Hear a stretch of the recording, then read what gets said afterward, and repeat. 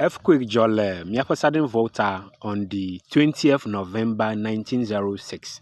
Ke earthquake ya jode miatɔgbiwo do dziku ɖe anyakotɔ ɖo do dziku ɖe leaders ɖo nu be woxo bribe le yevuwo si ta yewo be yevuwo ƒe mawua eta ʋuʋu gbakata ʋuʋu ma me xo bribe no tro bribe na yevu.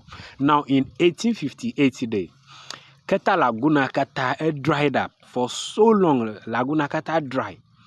Ike eva he edrevi aleke gbegbe be ame geɖe va nɔ anyako blim be woawoe ne anyigba yevuwo va tso missionary school ɖe anyako at that time ta yewoe be yewo ƒe mawu alo edo dziku ɖe wo nu. Even at that time nyateƒe be míaƒe nyigblẽ alo nyigba do dziku ta na be there is a fire across Keji area makata destroy the whole area.